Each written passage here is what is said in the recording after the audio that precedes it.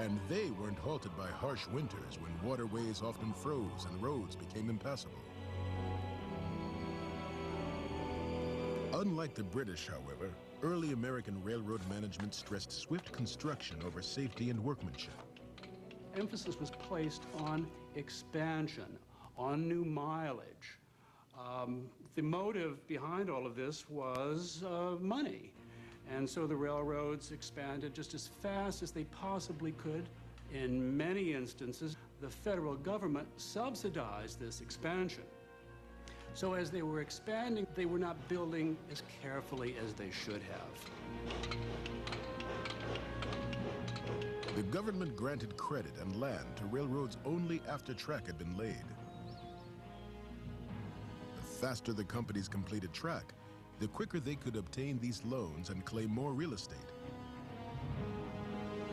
This produced track with sharp bends, steep and bumpy grades, and flimsy construction.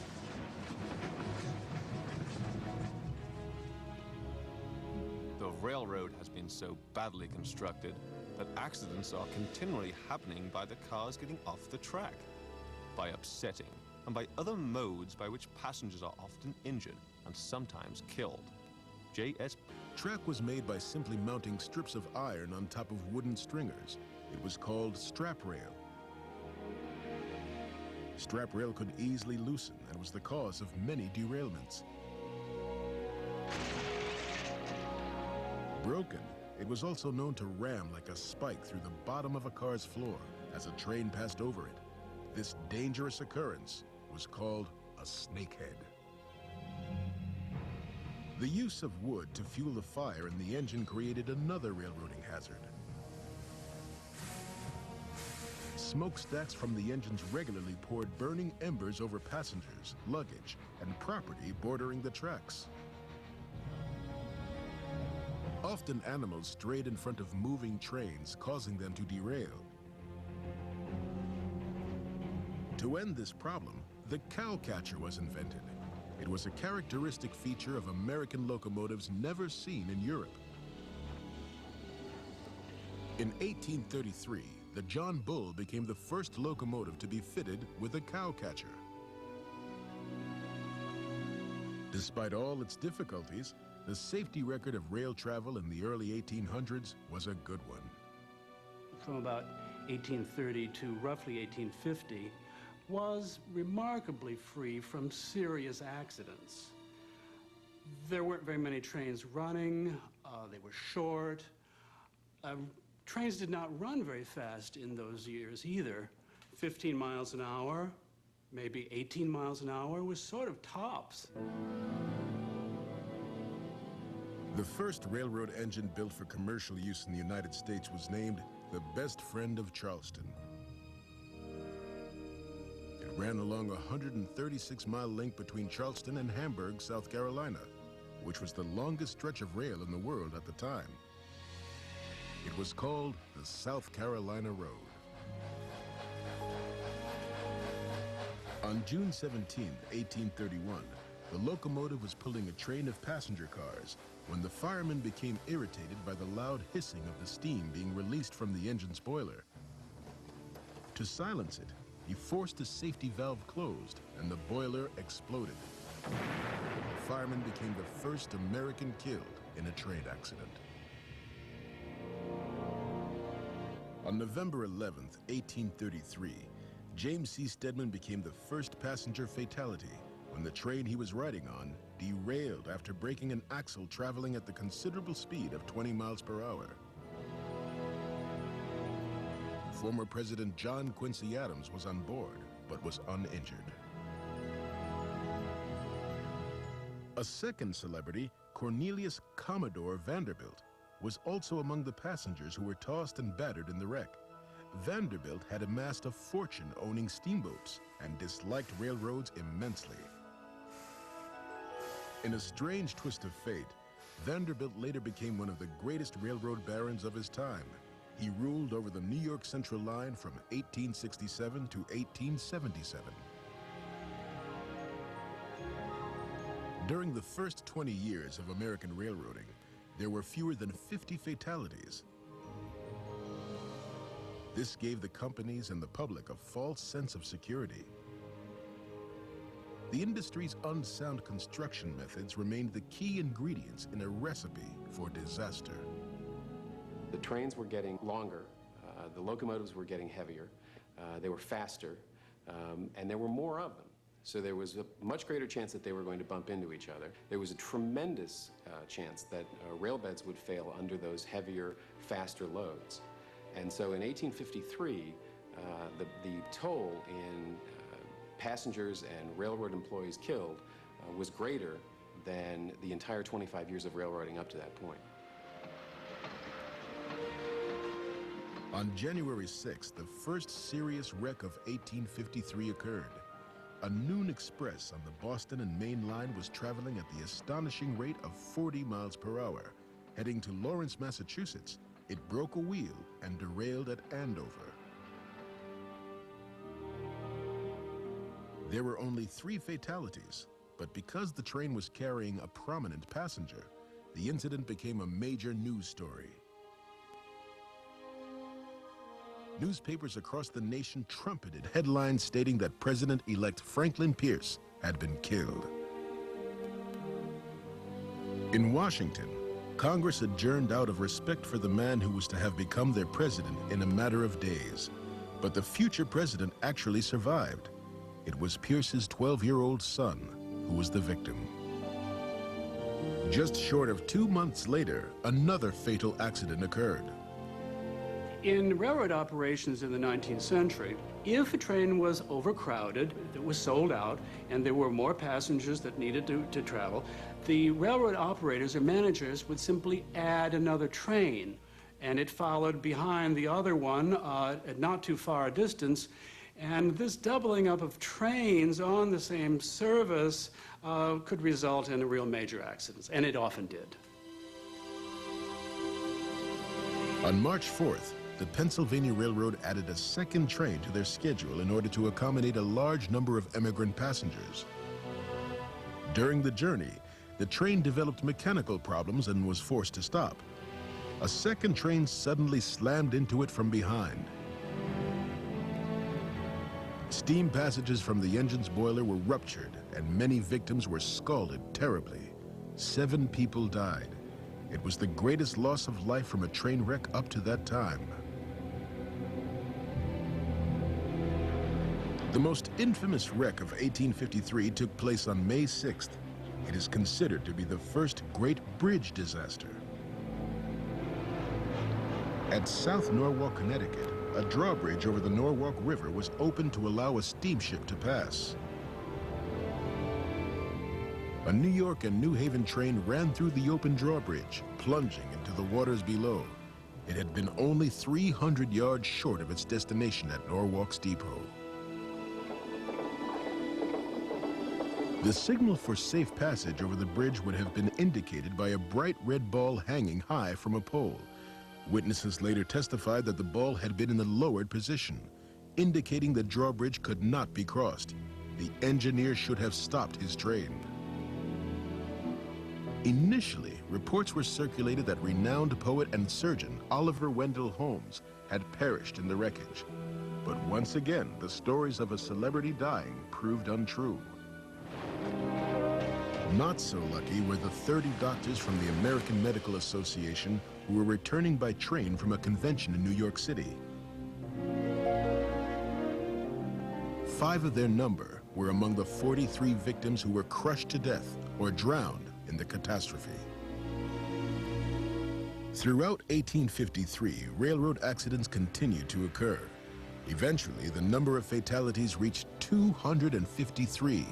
From this time on, train disasters in America were a fact of life and death.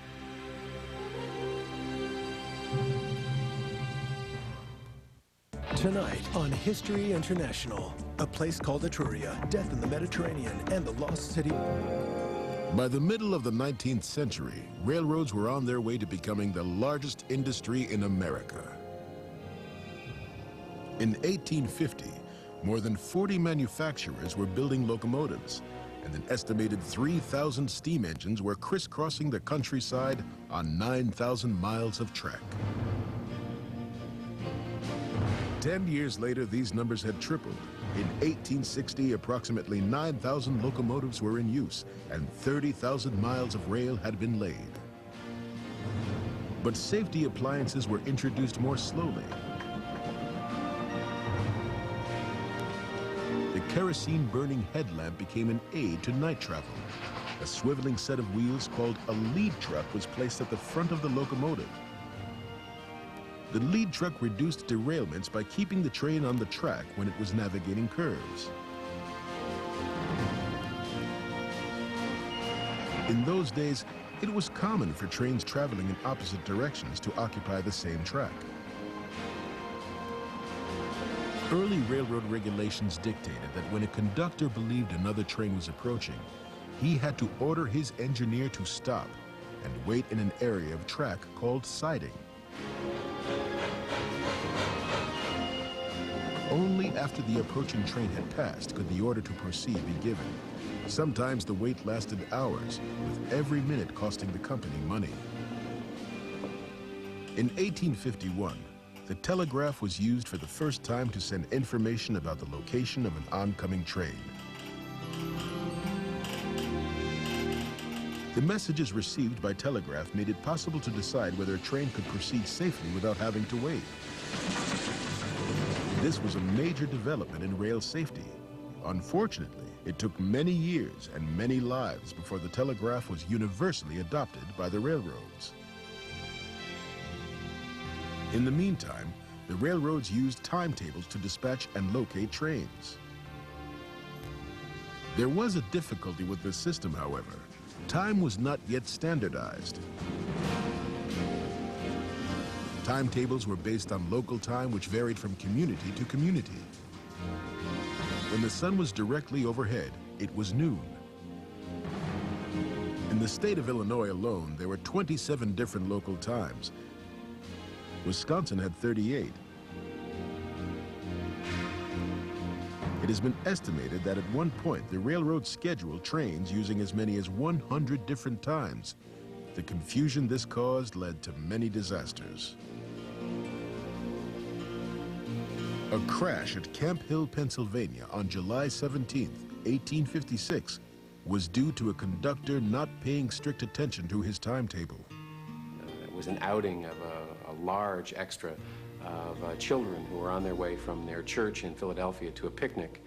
And along the way, their engineer disregarded timetable and ended up coming around a corner to find the scheduled train directly in front of him. And 67 people were killed in that wreck, mostly children, mostly burned. A telegraphed message relaying the positions of the two trains could have prevented the disaster. The conductor of the scheduled train was so distraught that before the day was out, he committed suicide by swallowing arsenic and morphine. Ironically, he was later absolved of any wrongdoing. Instead, a jury placed the blame on the conductor of the train carrying the children. His train was 23 minutes late at the time of the Camp Hill wreck. In fact, throughout the history of railroads, human error has always been the major cause of train disasters. The engineers were made into heroes because they ran the biggest, most important machines in this country. In fact, the engineers were not all that different than young men with their sports cars today who drive them too fast. America's most famous engineer was Casey Jones. Casey, whose real name was John Luther Jones, was an engineer for the Illinois Central Line. On the night of April 30th, 1900, Casey died trying to make up time on a run from Memphis, Tennessee. The wreck occurred when he rounded a curve near Vaughn, Mississippi, and saw a freight train on the track in front of him. Casey told his firemen to jump, then grabbed the whistle and brakes and rode the train into history and song.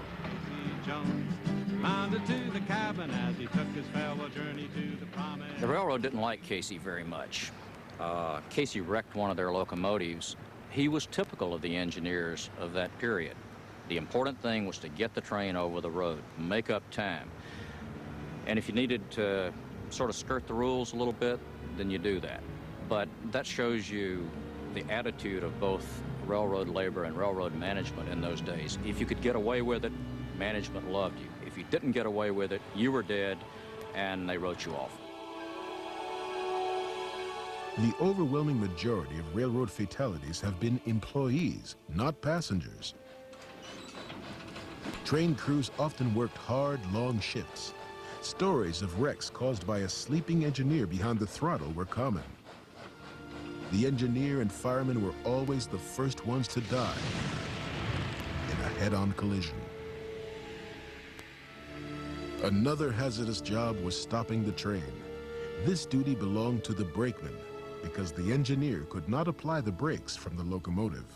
And when the engineer would signal down brakes, these guys would snap to action to the top of these cars and begin turning wheels that set the actual mechanical brakes. And then, after they had set the first brake, they'd have to move to the next car. And they were on top of these cars, no matter what the weather, whether it was cold or hot, whether it was windy or icy or snowy, dark. That's why there weren't very many old brakemen. The brakeman was also responsible for coupling the cars. This required him to stand between two cars as they came together. A great many brakemen were crushed. It has been said that it was rare to find experienced brakemen who still had all of their fingers. Because the passenger cars were made of wood, fire was another cause of injury and death in 19th century train accidents. They were heated with coal stoves, so that in any kind of serious wreck, a derailment of any sort, the car would tip and the coal stove would tip over, scattering these red-hot coals all over the place. People were trapped in the wreckage, couldn't get out, and burned up.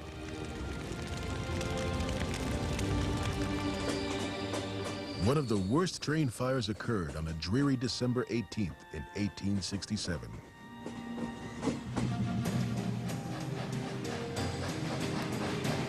A service known as the New York Express was traveling eastbound along the eastern shore of Lake Erie at Angola, New York. Just as the train was nearing a bridge which spanned a frozen creek, a faulty axle caused the last car to derail. With many passengers on board, the car was dragged sideways along the bridge.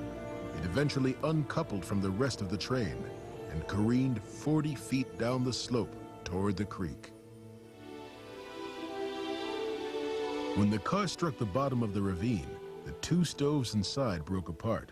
Searing hot coals spilled out over the wooden car and its occupants. The icy slope made it impossible for rescuers to reach the victims in time. 42 passengers perished at Angola. In the annals of train disasters, the wreck of the New York Express is remembered as the Angola Horror. In the aftermath of Angola and other catastrophes, a 21-year-old inventor named George Westinghouse increased his efforts to develop a new braking system. The brakes would be operated entirely by the engineer from the cab of the locomotive. A year and a half later, Westinghouse patented his air brake. It was the single most important advancement in railroad safety. In years to come, it would save countless lives. The 1869 advent of the air brake meant fewer train disasters were a real possibility. Railroad workers, however, were hesitant to accept the air brake because brakemen could lose their jobs if the engineer controlled all the train's brakes by himself. Railroad management was reluctant to convert the industry from one standard to another because of the enormous cost involved. It took years of disastrous accidents before air brakes were widely used by the railroads. The telegraph was another safety device available at the time, but not always used by the railroads. A telegraphed message could have prevented many terrible accidents, including one on August 26, 1871. That day, rail traffic had been particularly heavy to and from the Boston area. The number of regularly scheduled trains had been increased from 152 to 192. in order to accommodate passengers attending 2 revival meetings and a military gathering. A local train was pulling out of the Revere depot when suddenly an Eastern Railroad Express slammed into it from the rear. Many passengers were killed instantly, while others were scorched by the boiler's escaping steam. When the fire that ensued was finally extinguished, the death toll had reached 32.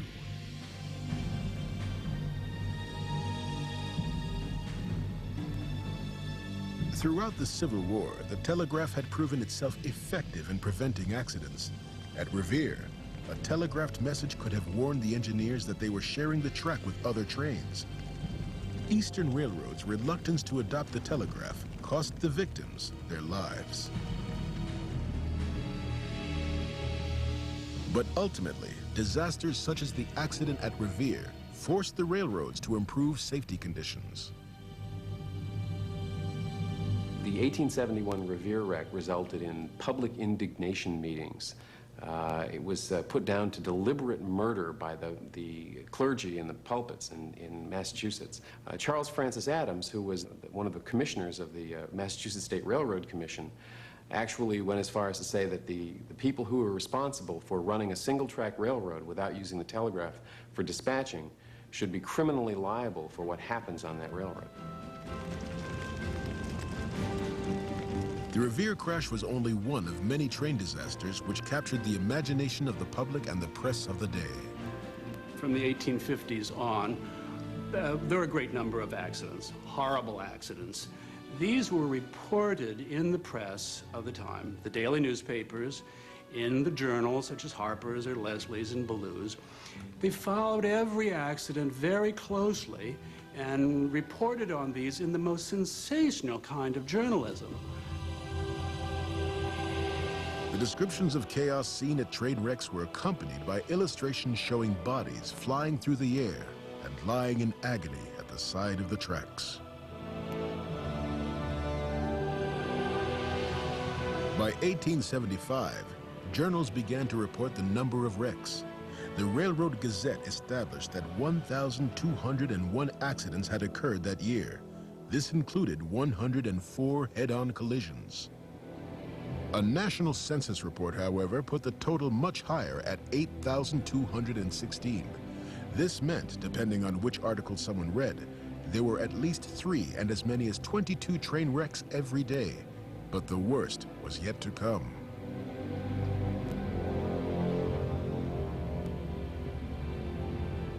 The quality of bridge construction in the 1800s was as inconsistent as any other part of the track. Although some strong stone viaducts of the period continued to carry rail traffic even today, early wooden and iron bridges could be flimsy and became the scenes of numerous rail accidents.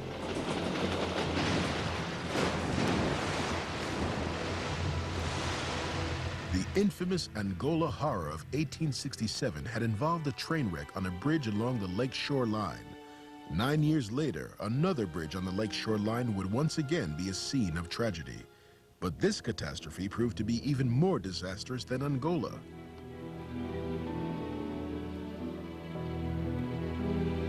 It happened a quarter of a mile east of the depot at Ashtabula, Ohio, not far from Lake Erie. On the night of December 29th, 1876, the Pacific Express was fighting its way through a violent gale, which raged from Lake Erie across northeastern Ohio. The train's destination was Chicago. The train's 2 locomotives and 11 cars were crossing the bridge over frozen Ashtabula Creek when suddenly the engineer heard a terrible crack and felt the track sink below him. Instinctively, he forced the throttle wide open, hoping to outrace a terrible fate. He had barely enough time, however, to look back and witness the other engine and all 11 cars plunge 75 feet down into the abyss. In spite of the roaring storm, Ashtabula's townspeople could hear the horrendous crash and came to the rescue. But in the confusion and rush to pull victims from the mountain of splintered wood and twisted iron, available firefighting equipment was left unmanned. The inevitable blaze that followed claimed those who had not already died on impact. 52 passengers lived through the ordeal. Many were taken to the Hotel Antler, where they received medical attention. The official death toll was 83, but all the survivors agreed that as many as 70 more people were missing in the wreckage. An investigation found that faulty bridge construction caused the disaster at Ashtabula. Blame was placed on those who had built it. Charles Collins, an engineer for the Lakeshore Railroad, had questioned the bridge's construction when it was being built, but the man in charge, Amasa Stone, gave orders to have it erected anyway. Collins then did his best to make it safe.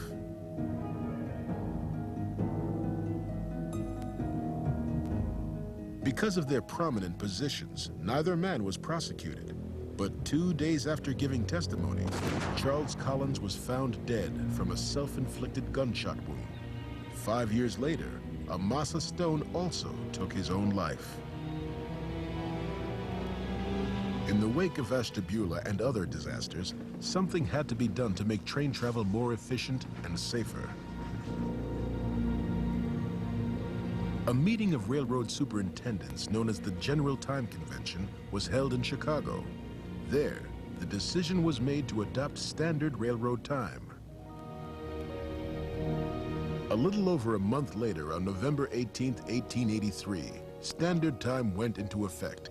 It divided the country into 4 zones, each one an hour apart, and it eliminated more than 100 local railroad times.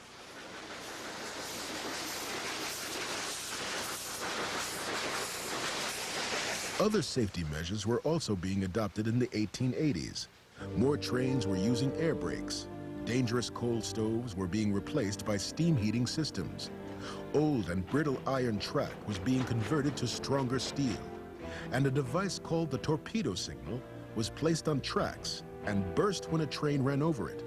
This signal warned engineers that a disabled train blocked the track ahead. For the first time, improved railroad safety seemed possible, but in reality, things were going to worsen before they got better.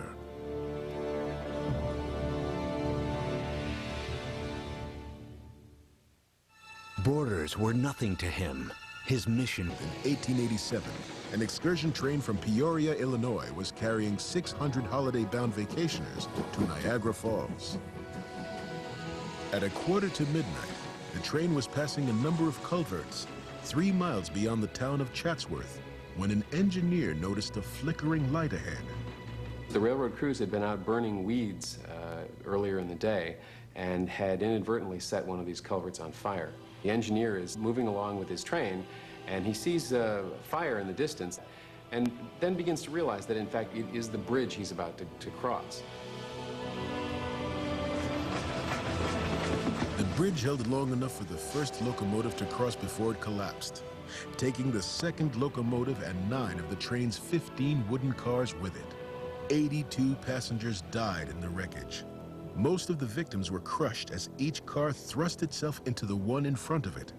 Premier among the horrors of traveling in 19th century railroads was something we call telescoping.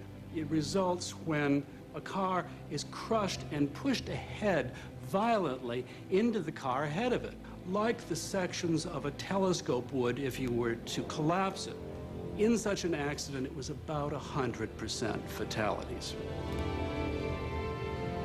The devastation caused by telescoping at Chatsworth never would have happened if the railroad crew burning weeds had made sure their fires had been extinguished. Another oversight by a railroad employee was the cause of a runaway train wreck in 1893. During the late 1800s, Walter L. Main was the proprietor of one of the largest train circuses in America. Among the troupe of 300 were midgets and acrobats, who performed gymnastic feats astride many of the show's 130 horses. The circus also featured a menagerie which included elephants, lions, a zebra, and other exotic animals. On the night of May 29th, the circus train was winding down the eastern slopes of the Allegheny Mountains toward the town of Tyrone when its brakes began to fail. Realizing his train was out of control, the engineer began to blow the whistle to warn the members of the circus and local inhabitants of a possible crash.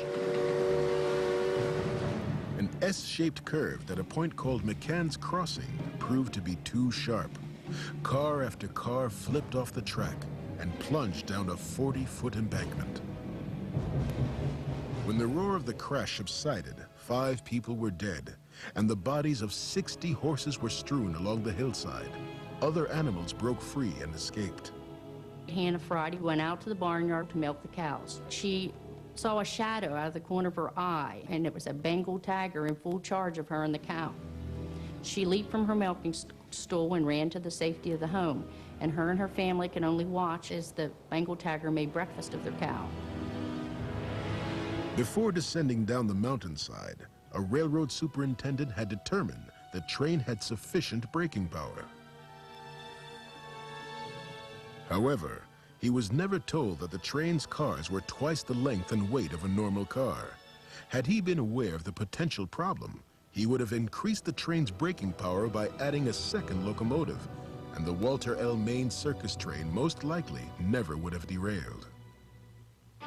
At the turn of the century, safety benefits gained through new regulations, and better equipment were constantly being canceled out by other forces. Better track meant railroads could run faster trains.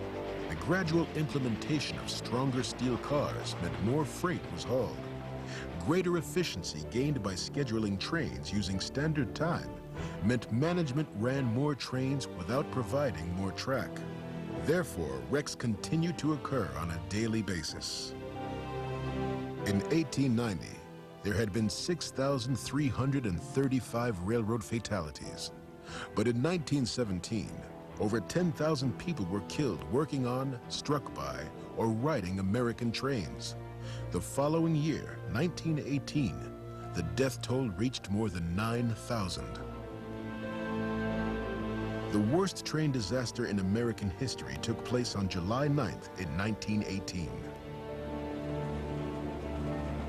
Minutes after departing from Nashville, Tennessee, a northbound train was scheduled to pass a southbound service from Memphis along a stretch of double track. That particular morning, the Memphis train did not appear as scheduled. The northbound engineer should have stopped before the double track merged into a single track to wait until the southbound service had passed. Then it would have been safe for him to use the single track northward. For reasons unknown to this day, the engineer did not wait. A half a mile further along the line, he came around a blind curve, and before he had time to apply the brakes, the trains smashed into one another at a combined impact speed of 100 miles per hour. Initial estimates put the number of dead at 121, but the official count eventually reached 101. There were also 171 others who were injured. Most victims were World War I gunpowder factory workers. An investigation of the crash concluded that the number of casualties at the Nashville train wreck would have been far fewer if the cars had been made of steel. The steel car was invented in the 19th century, but it didn't come into common usage on railways for a long time, and when it did come into use, it was mainly used for the more luxury cars, the Pullmans, the cars that the well-to-do of the day would ride in. In the 1918 wreck, most of the people who died were among the poorer folks who were riding in the wooden coaches. It is believed the responsibility for the disaster belonged to the conductor and engineer of the northbound train out of Nashville. Because they disregarded the rules, the victims paid the price.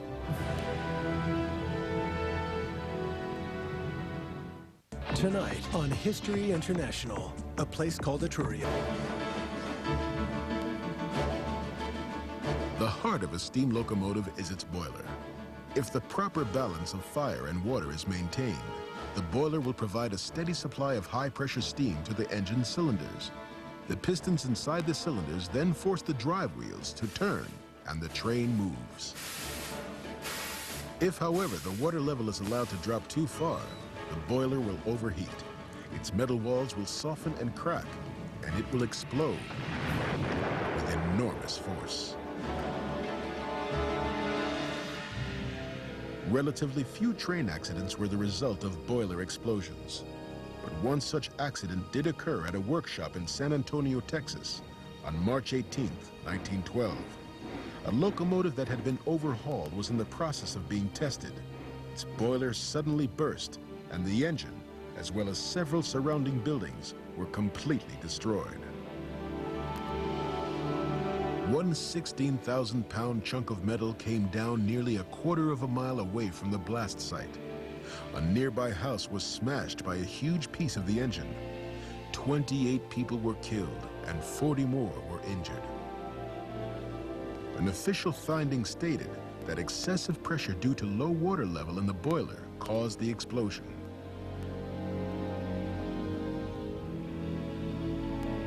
Another boiler explosion happened in 1934 near Powellton, West Virginia.